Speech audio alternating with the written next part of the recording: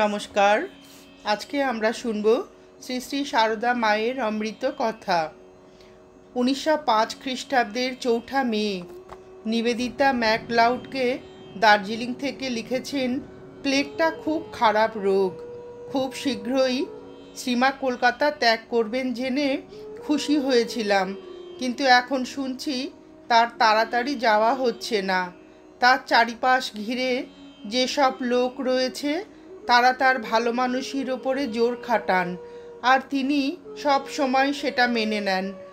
অবশ্য তার পরের মাসেই, জুন 1905, জ্যৈষ্ঠ 1312 বঙ্গাব্দ, শ্রীমা বিষ্ণুপুরের পথে জয়রামবাটি যাত্রা করেন।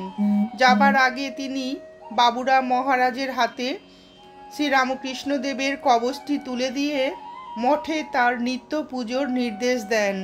এতদিন তিনি নিত্য পুজো করতেন, কিন্তু পল্লীগ্রামে তার অসুস্থকালে যদি কেউ চুরি করে, এই আশঙ্কাতেই তিনি সেটি মঠে সুরক্ষার ব্যবস্থা করেন।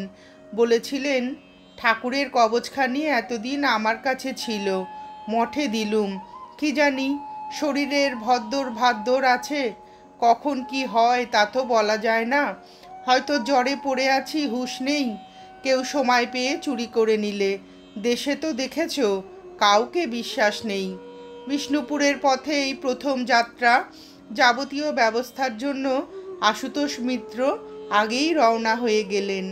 একজন ডিটেকটিভ ইন্সপেক্টর ছিলেন যোগিনমার আত্মীয়। তিনি 2টি চিঠি দিলেন, একটি বিষ্ণুপুর থানায়, অপরটি কোতলপুর থানায়। আশুতোষ বিষ্ণুপুর পৌঁছে প্রথমে থানার দারোগার সঙ্গে যোগাযোগ করে চটি, পাচক ও গরুর গাড়ির ব্যবস্থা করে রাখলেন। শ্রীমা বিষ্ণুপুর পৌঁছে পূর্ব ব্যবস্থা মতো চটিতে পুজো ও আহার আদি শেষ করে আবার সন্ধ্যার পূর্বেই কোতলপুর যাত্রা করলেন। বিষ্ণুপুর পর্যন্ত মায়ের সঙ্গে এসেছিলেন কৃষ্ণলাল ও গণেশ মহারাজ। তারা বিষ্ণুপুর থেকে কলকাতায় ফিরে যান। পরদিন প্রত্যুষে কোতলপুর পৌঁছে স্থানীয় দারোগার সাহায্যে চটি ও পালকির ব্যবস্থা করা হয়। পূজার রান্না এবং আহার আদি শেষ করে শ্রীমা ও রাধু পালকিতে এবং অন্যান্য সকলে গরুর গাড়িতে যাত্রা শুরু করে সন্ধ্যায় জয়রামবাটি পৌঁছান। 1905 খ্রিস্টাব্দের শেষের দিকে প্রসন্ন কুমারের প্রথমা স্ত্রী রামপ্রিয়া হঠাৎ কলেরা রোগে আক্রান্ত হয়ে পরলোক গমন করেন। গ্রামে চিকিৎসক নেই, চিকিৎসার কিছু ব্যবস্থাও নেই। প্রকৃতপক্ষে বিনা চিকিৎসাতেই তার মৃত্যু ঘটে। প্রসন্নকুমার তখন কলকাতায়। জয়রামবাটিতে রামপ্রিয়ার কাছে 2 কন্যা, নলিনী ও সুশীলা মানে মাকু। মা সারদা দেবী পূর্বেই অভয়চরণের কন্যা রাধারানীর মানে রাধুর ভার গ্রহণ করেছিলেন। এখন প্রসন্ন কুমারের 2 নাবালিকা কন্যার ভারও মায়ের ওপর ন্যস্ত হলো। স্ত্রী বিয়োগের অল্প কিছুদিনের মধ্যেই প্রসন্ন কুমার দ্বিতীয়বার দ্বার পরিগ্রহ করার জন্য ব্যস্ত হয়ে উঠলেন। মা সারদা দেবীর কাছে উপস্থিত হয়ে অনুমতি প্রার্থনা করে। তাকে বললেন, দিদি, তুমি অনুমতি না দিলে এ কাজ কিছুতেই হবে না। তবে ভেবে দেখো, আমার মেয়েদের কে দেখবে, অসময়ে কে আমার সেবা করবে। তুমি অনুমতি দাও, তুমি আশীর্বাদ করো। মা সারদা দেবী দৃঢ় কণ্ঠে বললেন, বিয়ে একবার, দেখ দেখি মেয়েরা কেমন থাকে, আমি রয়েছি, তোর সেবার ভাবনা কি? বিয়ে করার ইচ্ছা হলেই ছেলেরা বলে, অসময়ে কে আমাকে দেখবে, শেষে হাসপাতালে মরতে হবে। প্রসন্ন কুমার মা সারদা দেবীর দৃঢ়তায় তখনকার মতো নিরস্ত হলেও একেবারে হাল ছাড়লেন না। অল্প কিছুদিন পরেই আবার জ্যেষ্ঠ ভগ্নীকে বোঝাতে শুরু করলেন। অবশেষে শ্রীমা অত্যন্ত বিরক্তি সহকারে বললেন, বিয়ে করবি তো কর, নিজের ইচ্ছায় কর, তুই আমাকে জড়াচ্ছিস কেন? শাস্ত্রের নিয়ম আছে বটে, তবু গেরো। এদিকে মেয়েরা তোকে শত্রু ভাববে, আর একদিকে যে আসবে সে নিতান্ত ভালো মানুষটি না হলে তোর 2 মেয়েকে শত্রু ভাববে, তোরই অশান্তি বাড়বে। আমি আর কি বলবো বল, ঠাকুর তোর ভালো করুন। এইটুকু সম্মতি আদায় করেই অল্প কিছুদিন পরে প্রসন্ন কুমার শিহর নিবাসিনী সুভাষিনী দেবীকে বিবাহ করেন। 1906 খ্রিস্টাব্দের জানুয়ারি মাসের মাঝামাঝি 1312 বঙ্গাব্দের মাঘ মাস প্রথম সপ্তাহে শ্যামা সুন্দরীরও অকস্মাৎ পরলোক প্রাপ্তি ঘটল। সকালে একটি স্ত্রীলোকের কাছ থেকে ধান ও সর্ষের বিনিময়ে কিছু শাকসবজি কিনে ঢেকিশালে ধান কোটায় সাহায্য করছিলেন তিনি। ইতিমধ্যে বার দুয়েক দাস হয়। দ্বিতীয়বার শৌচ সেরে ফিরে এসে শ্রীমায়ের জনৈক সেবককে বলেন, ভাই আর বাঁচব না, মাথা কীরকম করছে। সেবক সঙ্গে সঙ্গে ডেকে আনলেন মা সারদা দেবীকে। মা সারদা দেবী এসে তার মাকে তৃতীয়বার শৌচে নিয়ে গেলেন। শ্যামা সুন্দরী দেবী ফিরে এসে বললেন, কুমড়োর ঘ্যাট খেতে ইচ্ছা করছে। সান্ত্বনার ছলে শ্রীমা বললেন, কুমড়ো তো ভারী জিনিস, সেরে ওঠো, খাবে। কিন্তু বৃদ্ধা শেষবারের মতো জলপান করতে চাইলে শ্রীমা তার মুখে 3 বার গঙ্গা জল দেন। তারপরই তার দেহ স্পন্দনহীন। মৃত্যু আসন্ন বুঝে শ্রীমা তার মাথায় ও বুকে কর জপ করেন। সকাল 9টায় তার শেষ নিঃশ্বাস পড়ল। সংবাদ পেয়ে বরদা প্রসাদ মাঠ থেকে ছুটে এলেন। যথাসময়ে আমোদরের তীরে তার শেষকৃত্য সম্পন্ন হলো। শ্যামা সুন্দরীর মৃত্যু সংবাদ কলকাতায় পৌঁছলে স্বামী শারদানন্দ শ্রাদ্ধের জন্য যাবতীয় প্রয়োজনীয় ব্যবস্থা করেন। তিনি কলকাতা থেকে সকল জিনিস সংগ্রহ করে জয়রামবাটিতে পাঠান। শ্রীমায়ের ভ্রাতৃকুল সকলেই তার মুখাপেক্ষী। শ্যামা সুন্দরীর উপযুক্ত শ্রাদ্ধা অনুষ্ঠানের আর্থিক ক্ষমতা তাদের ছিল না।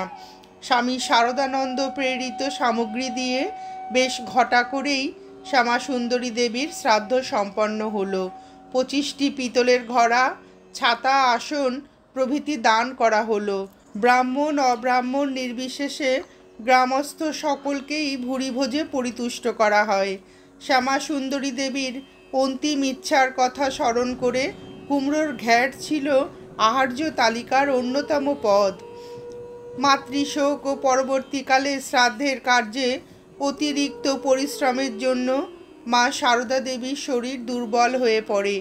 আনুমানিক মার্চ এপ্রিল মাসে ভক্তেরা মাকে কলকাতায় আনেন এবং 2/1 বাগবাজার স্ট্রিটের বাড়িতেই মায়ের অবস্থানের ব্যবস্থা করা হয়। 1906 খ্রিস্টাব্দের 8ই জুলাই নিবেদিতার স্কুল বাড়ির একটি কক্ষে গোপালের মার মহাসমাধি। তার একদিন আগে মা সারদা দেবী গোপালের মাকে দেখতে যান। অঘোরমণি দেবী রামকৃষ্ণ সঙ্গে গোপালের মা নামেই পরিচিতা। তার ইষ্ট দেবতা ও বিগ্রহ ছিল বালগোপাল। তাকে তিনি জীবিত সন্তানের মতোই সেবা ও যত্ন করতেন। পরবর্তীকালে শ্রীরামকৃষ্ণকে দর্শন করবার পর তিনি তাকেই গোপাল রূপে দর্শন করেন এবং সেই সূত্রেই তিনি মা সারদা দেবীকে বৌমা বলে ডাকতেন।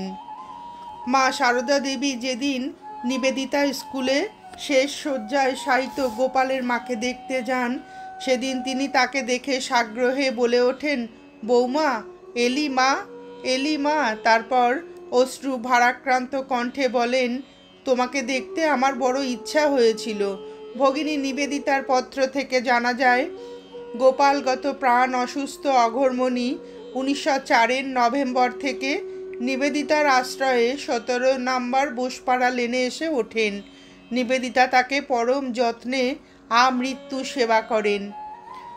দেহত্যাগের কয়েকদিন আগে শেষবারের জন্য অঘোরমণি দেবীর শয্যাপার্শ্বে মা সারদা দেবী উপস্থিত হলে তিনি বলেন, গোপাল এসেছ?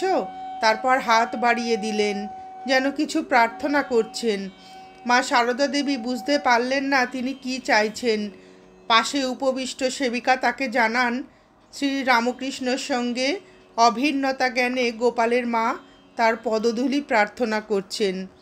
মা সারদা দেবী এতদিন তাকে আপন শ্বশ্রু ঠাকুরানী জ্ঞানেই সম্মান দিয়ে এসেছেন, কিন্তু আজ এই মুহূর্তে দ্বিধার সময় নেই। সেবিকা আপন অঞ্চল প্রান্তে মায়ের পদধূলি নিয়ে গোপালের মার মস্তকে দিলেন।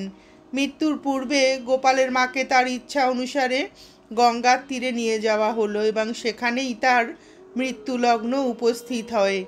নিবেদিতার উদ্যোগে 18ই জুলাই অঘোরমণি দেবীর পরলৌকিক কাজ নিষ্পন্ন হলো। ওই দিন কেদার দাস বাগবাজারে গোপাল নিয়োগী লেনে বর্তমানে 1 নম্বর উদ্বোধন লেন 3 কাঠা 4 ছটাক জমি বেলুর মঠকে দান করেন এবং ওই জমিতেই স্বামী বিবেকানন্দের বহুকাঙ্ক্ষিত মায়ের বাড়ি নির্মাণের পরিকল্পনা বাস্তবায়িত হয়। জগদ্ধাত্রী পুজোর পূর্বেই শ্রীমা ফিরে যান জয়রামবাটিতে। 1907 খ্রিস্টাব্দের 1 ফেব্রুয়ারি স্বামী অরূপানন্দ, তখন তিনি ছিলেন রাসবিহারী, উপস্থিত হন জয়রামবাটিতে মাতৃ সান্নিধ্যে। পূর্ব পরিচিতের মতোই মা সারদা দেবী গ্রহণ করলেন তাকে। অরূপানন্দ মা সারদা দেবীকে সেদিন প্রশ্ন করেন, মা, এই যে ঠাকুরকে সকলে পূর্ণ ব্রহ্ম সনাতন বলে, তুমি কি বলো? উত্তরে শ্রীমা বললেন, হ্যাঁ, তিনি আমার পূর্ণ ব্রহ্ম সনাতন। আমার এই কথাটিতে রাসবিহারী সন্তুষ্ট হতে পারলেন না। তিনি আবার প্রশ্ন করলেন, তা প্রত্যেক স্ত্রীলোকের স্বামী পূর্ণ সনাতন, আমি সেভাবে জিজ্ঞাসা করছি না। শ্রীমা বললেন, হ্যাঁ, তিনি পূর্ণ ব্রহ্ম সনাতন, স্বামী ভাবেও এমনি ভাবেও। এই সময় আর একদিন কথা প্রসঙ্গে মা সারদা দেবী বলেন, যখন আমার কোনো ভক্তকে মনে পড়ে, আমার প্রাণ ব্যাকুল হয়, তখন হয় সে নিজে আসে, নয় তার চিঠিপত্র আসে। এই যে তুমি এখানে এসেছো, একটা কিছু ভাব নিয়ে এসেছো, হয়তো জগন্মাতা ভেবে এসেছো। রাসবিহারীর প্রশ্ন, তুমি কি সকলেরই মা? শ্রীমা বললেন, হ্যাঁ। রাসবিহারী বললে, এইসব ইতর জীবজন্তুরও? শ্রীমা বললেন, হ্যাঁ, ওদেরও মা। আর একদিন অরূপানন্দের প্রশ্নের জবাবে মা সারদা দেবী বলেন, মন্ত্রের দ্বারা দেহ শুদ্ধি হয়, ভগবানের মন্ত্র জপ করে মানুষ পবিত্র হয়। বৈষ্ণবরা মন্ত্র দিয়ে বলে, এখন মন তোর, তাই তো? মানুষগুরু মন্ত্র দেন কানে, জগৎগুরু মন্ত্র দেন প্রাণে। মনেতেই সব, মন শুদ্ধ না হলে কিছুই হয় না। গুরু কৃষ্ণ বৈষ্ণব এ তিনের দয়া হলো, একের দয়া বিনে জীব ছারখার গেল। একের কিনা মনের, নিজ মনের কৃপা হওয়া চাই। স্বদেশী আন্দোলনের প্রশ্নটিও সেদিন তুলেছিলেন স্বামী অরূপানন্দ। মা, এদেশের দুঃখ দুর্দশা কি দূর হবে না? শ্রীমা বললেন, ঠাকুর তো এসেছিলেন তারই জন্য। এই সময় আরেকটি বিপদ ঘটে। সুরবালা তখন পাগল। রাধুর গয়নাগুলি নিয়ে গিয়েছিলেন পিত্রালয়ে। সেই সময় তার পিতা গয়নাগুলি কেড়ে নিয়েছিলেন, ফলে তার পাগলামি আরও বৃদ্ধি পায়। শ্রীমা 29 জানুয়ারি জনৈক উকিলের কাছে গিয়ে পত্র দিয়েছিলেন, পরম শুভ আশীর্বাদ। বাবা জীবন, আমি বড়ই বিপদে পড়িয়াছি এবং এই ছোট বউ গঙ্গা স্নান করিব বলে পিত্রালয়ে সমস্ত গহনা ও 200 টাকা এবং রাধুর গহনাও সমস্ত হাত হইতে কাড়িয়া লইয়াছে। এখন বলে ও গহনা কাউকে দিব নাই। সেই ভাবনায় ছোট বউ ভয়ানক পাগল হইয়া গিয়াছে। আমিও ভয়ানক কষ্টে পড়িয়াছি জানিবেন। ইহার উপায় কি করা হয়, সত্তর সংবাদ লিখিবেন। আমি বড়ই বিপদে পড়িয়াছি। এই সংবাদ কলকাতায় জানালে শ্রীম ও ললিত চট্টোপাধ্যায় জয়রামবাটিতে উপস্থিত হন। একদিন ললিতবাবু সাহেবের পোশাক পরিধান করে পালকি চড়ে সুরবালার পিত্রালয়ে উপস্থিত হন এবং তাকে কোনো সম্ভ্রান্ত রাজকর্মচারী মনে করে সুরবালার পিতা ভীত হয়ে মায়ের কাছে সব কিছু ফেরত দিয়ে যান এবং শ্রীমাও সে যাত্রা বিপদ থেকে উদ্ধার পান। এবার প্রায় 1 বছর পরে 1907 খ্রিস্টাব্দের অক্টোবর মাসে মা সারদা দেবী কলকাতায় আসেন গিরিশচন্দ্রের আহ্বানে তার দুর্গাপুজোয় যোগ দিতে। তখন মা সারদা দেবী বেশ অসুস্থ, কিন্তু গিরিশের জেদ, শ্রীমা উপস্থিত না থাকলে পুজো হবে না। গিরিশচন্দ্র ও তার দিদি দক্ষিণাকালীর বিশেষ অনুরোধক্রমে শ্রীমাকে জানানো হলো গিরিশের অভিপ্রায়ের কথা। মা সারদা দেবী তখন বারবার ম্যালেরিয়ায় আক্রান্ত হয়ে অত্যন্ত দুর্বল। তবু ভক্তের ইচ্ছা পূর্ণ করতে তিনি কলকাতা আসতে সম্মত হলেন। বিষ্ণুপুরের পথে কলকাতা রওনা হলেন তিনি। সে বছর কলকাতায় সাম্প্রদায়িক দাঙ্গা চলছে, রাত্রে শহর নিষ্প্রদীপ, অথচ সীমা এসে পৌঁছবেন সন্ধ্যায়। তার নিরাপত্তার কথা চিন্তা করে তাকে সঙ্গে সঙ্গে করে আনার জন্য শ্রীম ও ললিত চট্টোপাধ্যায় গিয়েছিলেন বিষ্ণুপুরে। শ্রীমার সঙ্গে সেবার এসেছিলেন রাধু ও সুরবালা। সন্ধ্যার পর হাওড়া স্টেশনে পৌঁছে ললিত চট্টোপাধ্যায়ের ঘোড়ার গাড়িতে সকলে এসে বাগবাজারে বলরাম ভবনে উপস্থিত হলেন। অদূরে গিরিশচন্দ্রের বাড়ি, সুতরাং তার সুবিধার কথা চিন্তা করে বলরাম ভবনেই বাসের ব্যবস্থা হলো। পরদিন গিরিশ ভগিনী দক্ষিণাকালী শ্রীমার সঙ্গে দেখা করে কি অবস্থায় তাকে এই অসুস্থ শরীরেও কলকাতায় টেনে আনতে হয়েছে সেটা ব্যাখ্যা প্রসঙ্গে জানালেন। তিনি না এলে গিরিশচন্দ্র পুজো বন্ধ করে দেবেন বলেই স্থির করেছিলেন। এখন দক্ষিণা শ্রীমাকে পেয়ে নিশ্চিন্ত। কয়েকদিন পরে শুরু হলো পুজো। মা সারদা দেবীর উপস্থিতিতে কল্পারম্ভ। ওদিকে বলরাম ভবনেও বহু ভক্তের সমাগম। সপ্তমীর দিন থেকে দলে দলে লোক এসে শ্রী মায়ের চরণে অঞ্জলি প্রদান করে। তাদের ইচ্ছা পূরণের জন্য মা সারদা দেবীকে সে কষ্ট হাসি মুখে সহ্য করতে হয়, ঘন্টার পর ঘন্টা। আবার গিরিশ ভবন থেকে সংবাদ পৌঁছলে তাকে যেতে হয় সেখানেও সেই একই অবস্থা। জ্যান্ত দুর্গার পুজো। আপাদমস্তক চাদরে ঢেকে প্রতিমার পাশে মাকে দাঁড়িয়ে থাকতে হয়। সপ্তমী অষ্টমী এইভাবেই কাটল। কিন্তু গোল বাঁধল সন্ধি পুজোর সময়। মধ্যরাত্রে সন্ধি পুজো। দুদিনের ধকলে মা সারদা দেবীর শরীর ক্লান্ত, অবসন্ন। ভক্তেরা দেখলেন এই অবস্থায় মধ্যরাত্রে গিরিশের পুজোয় তার উপস্থিতি অসম্ভব। গিরিশের কাছে এই সংবাদ পৌঁছাতেই তিনি ভেঙে পড়লেন। ক্রমশ সন্ধি পুজোর লগ্ন উপস্থিত। গিরিশ মুহ্যমান অবস্থায় পুজোস্থল থেকে দূরে চিন্তিত মুখে বসে আছেন। তার মাতৃপুজো অসমাপ্ত থেকে গেল। অকস্মাৎ গিরিশের খিড়কির দরজায় করাঘাত। মা সারদা দেবীর ক্ষীণ কণ্ঠ শোনা গেল, ও দক্ষিণা, দরজা খোলো, আমি এসেছি। বলরাম বসুর বাড়ির পশ্চিমের গলিপথ দিয়ে মা সারদা দেবী ও তার স্ত্রী ভক্তের দল হেঁটে এসে পৌঁছেছেন গিরিশ ভবনে।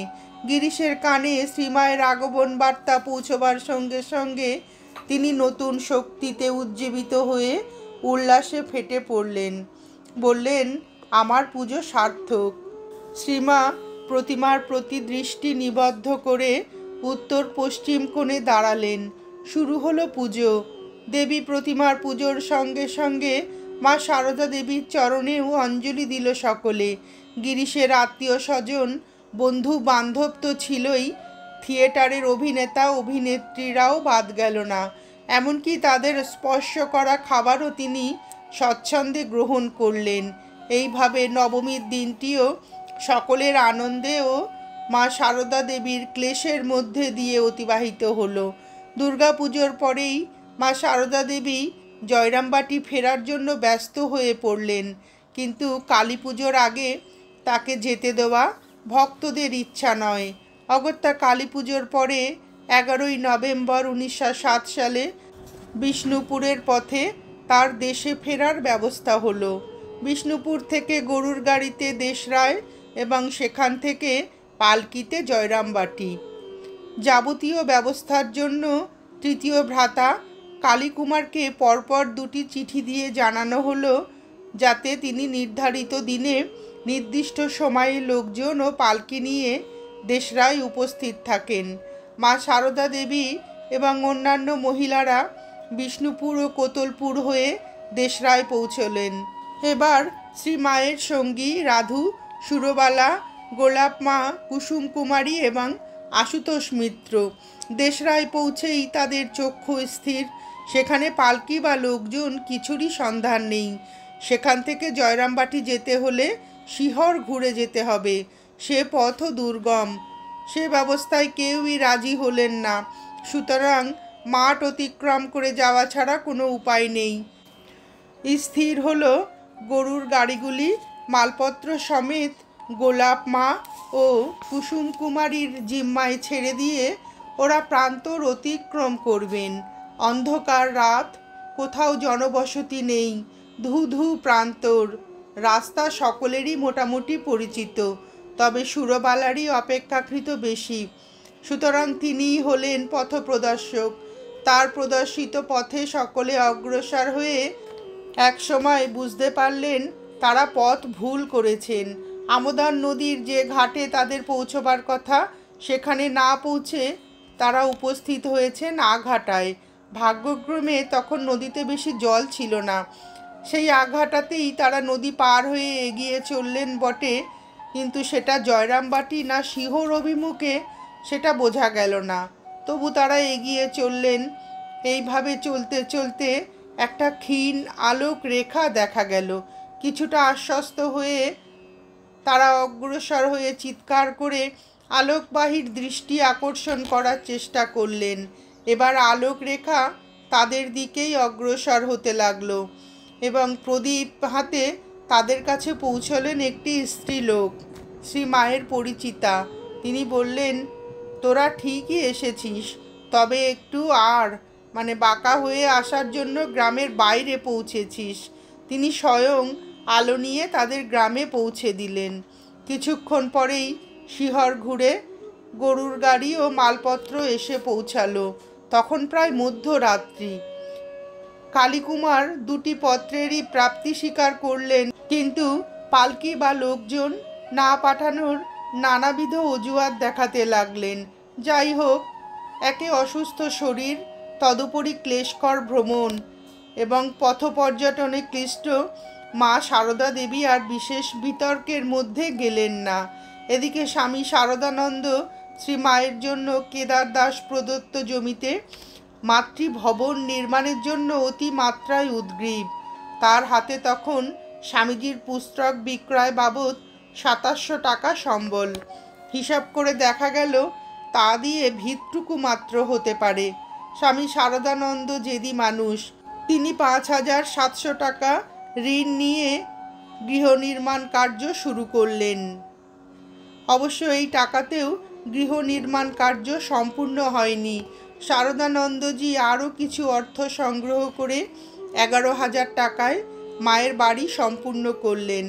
একতলায় 2খানি ঘর, দ্বিতলে 3খানি ও ত্রিতলে 1খানি ঘর তৈরি হলো। নিচের তলটিতে হলো উদ্বোধন পত্রিকার অফিস, আর দ্বিতল ও ত্রিতলের ঘরগুলি মা এবং তার ভক্ত ও পোষ্যদের জন্য নির্দিষ্ট হলো।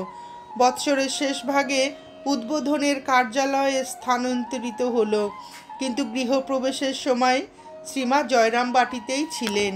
1909 খ্রিস্টাব্দের মার্চ মাসের প্রথমার্ধে ব্রহ্মচারী যোগবিনোদ মাতৃ সমীপে উপস্থিত হন কামারপুকুরের শ্রীরামকৃষ্ণদেবের জন্মোৎসবে শ্রীমার উপস্থিতির জন্য অনুরোধ নিয়ে। মা সারদা দেবী সানন্দে সে প্রস্তাবে রাজি হয়ে উৎসবে যোগ দিয়ে বিশেষ প্রীত হন। 24শে মার্চ ভ্রাতাদের সম্পত্তি বাটোয়ারের জন্য মা সারদা দেবীর আহ্বানে শারদানন্দজি জয়রামবাটি উপস্থিত হন। তার সঙ্গে গেলেন গোলাপ মা। ইতিমধ্যে তিনি আবার কলকাতায় ফিরে এসেছিলেন, যোগিন মা ও একজন ব্রহ্মচারী। প্রধানত বৈষয়িক কাজের জন্য এলেও শারদানন্দজি বেশিরভাগ সময় ব্যস্ত থাকতেন শ্রীরামকৃষ্ণ প্রসঙ্গ আলোচনায় এবং স্বামীজির জ্ঞান যোগ সম্পাদনার কাজে। তবে তার ব্যক্তিত্বই ছিল মা সারদা দেবীর নিশ্চিন্ততার পক্ষে যথেষ্ট। অবশেষে জমির মাপজোকের জন্য কোয়ালপাড়া থেকে কেদারনাথ দত্তকে, পরে স্বামী কেশবানন্দ হয়েছিলেন উনি, আহ্বান জানানো হলো। গ্রাম্য শরিকানার যা নিয়ম, ভাইয়েরা কেউ কাউকে বিশ্বাস করে না। পরস্পর কাদা ছোড়াছুড়ি চলতে থাকে। এক একজনের এক এক রকম জিদ। কিন্তু শারদানন্দের উপস্থিতির ফলে গোলমাল খুব বেশি দূর অগ্রসর হতে পারে না। সমস্ত সম্পত্তির দলিল এ যাবৎ থাকত কালীকুমারের কাছে। প্রসন্নকুমার প্রথমেই চাইলেন দলিল ভাগ। এই নিয়ে শুরু হলো বিবাদ। শারদানন্দজি রায় দিলেন জমি ও দলিল একই সঙ্গে ভাগ হবে। প্রসন্ন কুমারের সেটা মনোপুত না হলেও তিনি মেনে নিতে বাধ্য হলেন। কিন্তু অল্প সময়ের জন্য শারদানন্দজি বাইরে যেতেই শুরু হলো দুই ভাইয়ে ধস্তাধস্তি। একজন দলিল কেড়ে নিতে চায়, অন্যজন তা আঁকড়ে বসে থাকে। ইতিমধ্যে শারদানন্দজি উপস্থিত হতেই প্রসন্নকুমার নিরস্ত হলেন। দলিল কালীকুমারের হেফাজতেই রয়ে গেল। কিন্তু এই বিদ্বেষপূর্ণ পরিবেশেও মা সারদা দেবী ছিলেন স্থির, অচঞ্চলা। তিনি যথা নিয়মে যাবতীয় সাংসারিক কাজ করে যাচ্ছেন। তার ধৈর্য দেখে বিস্মৃত স্বামী শারদানন্দ মন্তব্য করেছিলেন, আমাদের তো দেখেছ, পান থেকে চুন খসতে আমরা চোটে আগুন হই, কিন্তু মাকে দেখো, তার ভাইয়েরা কি কাণ্ডই করছেন, অথচ তিনি তেমনটিই আছেন, ধীর স্থির।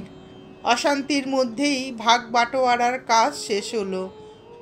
সালিসি দলিলও লেখা হলো। সালিস হিসাবে স্বাক্ষর করলেন স্বামী শারদানন্দ, তাজপুরের শ্রী সারদা প্রসাদ চট্টোপাধ্যায় এবং জিপটার শম্ভুচন্দ্র রায়। সারদাবাবু শ্রী মায়ের কাছে জিজ্ঞাসা করে পাঠালেন তিনি কোন ঘরে থাকতে চান, অর্থাৎ সেই ঘরটি বাদ রেখেই সম্পত্তি ভাগ হবে। শ্রীমা উত্তরে বলে পাঠালেন ইঁদুরে গর্ত করে সাপ সেই গর্তে বাস করে।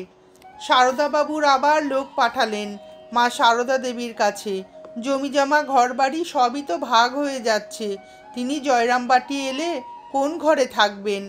এবার উত্তর এলো, দুদিন প্রসন্নর ঘরে, দুদিন কালীর ঘরে থাকব। মায়ের ব্যবহৃত ঘরখানিও ভাগ হয়ে গেল। বরদা প্রসাদ দলিল লেখার পর যথাসময়ে কোতলপুরে রেজিস্ট্রি হলো। মা সারদা দেবী স্বেচ্ছায় সব সত্য ত্যাগ করে কলকাতায় আসার জন্য প্রস্তুত হলেন। যাত্রার দিন স্থির হলো 21শে মে শুক্রবার, 23শে মে রবিবার, 1909 সাল। মা সারদা দেবী প্রথম পদার্পণ করলেন অশেষ চেষ্টার পর তার জন্য নবনির্মিত মাতৃমন্দির মায়ের বাড়িতে। এতদিনে স্বামী বিবেকানন্দের স্বপ্ন সার্থক হলো। দ্বিতলে ঠাকুর ঘরের পাশে তার নির্দিষ্ট কক্ষ, কিন্তু তিনি আপত্তি জানিয়ে বললেন ঠাকুরকে ছেড়ে আমার থাকা চলবে না, থাকা উচিত নয়। সুতরাং তার ইচ্ছা অনুযায়ী ঠাকুরের জন্য নির্দিষ্ট ঘরেই তার থাকার ব্যবস্থা হলো। ঠাকুরের জন্য তৈরি বেদিটি সুন্দর করে সাজানো হলো। বেদির ওপরে রেশমি চন্দ্রপাতটি তৈরি করে দিলেন ভগিনী নিবেদিতা। শ্রী মায়ের জন্য শারদানন্দজি একটি নতুন খাট তৈরি করে রেখেছিলেন। ঠাকুর ঘরে শ্রীমায়ের থাকার ব্যবস্থা হলে খাটটিকে সেই ঘরে আনা হলো, আর তার পাশের ঘরে রাধুর জন্য একটি পুরাতন পালঙ্ক। প্রথম রাত্রিটি সেই নতুন খাটে শোবার পর তিনি বললেন এই নতুন খাটে শুয়ে তার অস্বস্তি বোধ হচ্ছে, কারণ রাধুকে পাশে না নিয়ে তিনি শুতে পারেন না। অতঃপর তার ইচ্ছা অনুসারে নতুন খাটটি অন্যত্র সরিয়ে রাধুর পালঙ্কেই তার রাত্রি যাপনের ব্যবস্থা হলো। জুন মাস 1909 সাল। মা সারদা দেবী আক্রান্ত হলেন পানি বসন্তে। স্বামী শান্তানন্দের স্মৃতিকথায় দেখা যায় কাশী থেকে ফিরে তিনি মায়ের বাড়িতে শারদানন্দজিকে প্রণাম করতেই তিনি জানালেন মায়ের বসন্ত হয়েছে। শ্রীমা সেরে ওঠার পর আরও কয়েকজন এই সংক্রামক রোগের শিকার হন। জুলাই মাসে বিদেশিনী ভক্ত দেবমাতা লরা গ্লেন এসেছিলেন শ্রী মায়ের নিকট সান্নিধ্য লাভের জন্য। প্রথমে স্থির হয় তিনি উদ্বোধনে মায়ের কাছেই থাকবেন, কিন্তু পরপর কয়েকজন বসন্ত রোগাক্রান্ত হওয়ায় তার আবাস শেষ পর্যন্ত নির্দিষ্ট হলো নিবেদিতার স্কুলে। কথা ছিল তিনি এসে পৌঁছবার পর কেউ একজন এসে তাকে পথ দেখিয়ে নিয়ে গিয়ে মায়ের কাছে পৌঁছে দেবেন, কিন্তু দেবমাতা তার জন্য অপেক্ষা করেননি। তিনি নিজ আবাসে পৌঁছেই নিজ মালপত্র নিয়ে শ্রীমা এবং অন্যান্য সন্ন্যাসিনীদের জন্য ফল, বস্ত্র ও কিছু প্রণামী নিয়ে তিনি বেরিয়ে পড়লেন। পথচলতি মানুষকে জিজ্ঞাসা করতে করতে তিনি মায়ের কাছে গিয়ে পৌঁছলেন। তাকে দেখেই শ্রীমার সানন্দ মন্তব্য, ওমা দেবমাতা, দেবমাতা লিখেছেন, তার শ্রীচরণে নিবেদন করলাম নিজেকে প্রণামীর সঙ্গে। তার শ্রীহস্ত আমার মাথায় রাখলেন। তার স্পর্শে আমার অন্তর থেকে নবজীবনের তরঙ্গ উদ্বেল হয়ে আমার সমগ্র সত্তাকে প্লাবিত করল। দেবমাতা কিছু খুঁটিনাটি ঘটনার বর্ণনা দিয়েছেন, যা মা সারদা দেবীর চরিত্র বৈশিষ্ট্যের ওপর আলোকপাত করে। একবার কোনো ভক্ত দুটি বাছাই করা সেরা আম নিয়ে এসেছেন শ্রী মায়ের জন্য। আম দুটি নিয়ে তিনি দেবমাতাকে সে দুটি দিতে চাইলেন। তখন আমের মরশুম প্রায় শেষ। দেবমাতা জানতেন মা আম খেতে খুব ভালোবাসেন, তাই সবিনয়ে বললেন, মা, আম দুটি আপনি রাখলে আমার বেশি আনন্দ হবে। সঙ্গে সঙ্গে শ্রীমা উত্তর দিলেন, আমি রাখলে তোমার আনন্দ, আর তুমি নিলে আমার আনন্দ। কার আনন্দ বেশি হবে বলে তোমার মনে হয়? দেবমাতা বলেছিলেন, মা, আপনার আনন্দই বেশি হবে, কারণ আপনার অনেক বড় মন। দেবমাতা সারদা দেবীর কতকগুলি পত্র সযত্নে করে রেখেছিলেন, তারই দুটো একটি এখানে উদ্ধৃত করছি। শ্রীমা দেবমাতাকে যে পত্রটি লিখেছিলেন তার প্রথম পত্র। আমার আদরের কন্যা, তোমার ভালোবাসা ভরা পত্রগুলি পাইয়াছি। ঠিক সময়ে উত্তর দিতে পারি নাই বলিয়া তুমি কিছু মনে করিও না। তোমার কথা সব সময় মনে পড়ে। তুমি যেখানে বসিয়া ধ্যান করিতে, সেই জায়গাটি চোখ পড়লেই তোমার সুন্দর মধুর চেহারাটি সম্মুখে ভাসিয়া ওঠে। এ বাড়ির সকলে তোমার কথা খুব বলিয়া থাকে। তোমার শেষ পত্রে স্বামী রামকৃষ্ণানন্দ ভালো আছেন জানিয়া আহ্লাদিত হইলাম। আশীর্বাদিকা, তোমার একান্ত স্নেহশীলা মাতা ঠাকুরানী। শ্রী মায়ের দ্বিতীয় পত্র। আমার আদরের কন্যা, তোমার 1 নভেম্বরের পত্র পাইয়াছি। চিঠি পাইয়া যে কি আনন্দ হইল তাহা বলিয়া বুঝাইতে পারিব না। আমি এখানে মানে পুরীতে বায়ু পরিবর্তনের জন্য আসিয়াছি। আরও 2-1 মাস থাকিব। আশা করি আমাকে মধ্যে মধ্যে পত্র দিবে। এখন আমি আগের চেয়ে ভালো আছি। বোস্টন কেন্দ্রে স্থান পরিবর্তন হইয়াছে এবং ঠাকুরের ভাব দিন দিন ছড়াইয়া পড়িতেছে জানিয়া আমি সবিশেষ আনন্দিত হইয়াছি। আদরের কন্যা আমার, আমি সকল সময় তোমার কথা ভাবি। আমার স্নেহপূর্ণ আশীর্বাদ জানিও। তোমার স্নেহের মাতা ঠাকুরানী। শ্রী মায়ের লেখা তৃতীয় পত্র। আমার আদরের কন্যা, তোমার সব পত্র যথাসময়ে পাইয়াছি। সেগুলি যে আমার কত ভালো লাগিয়াছে তাহা ভাষায় প্রকাশ করিতে পারিব না।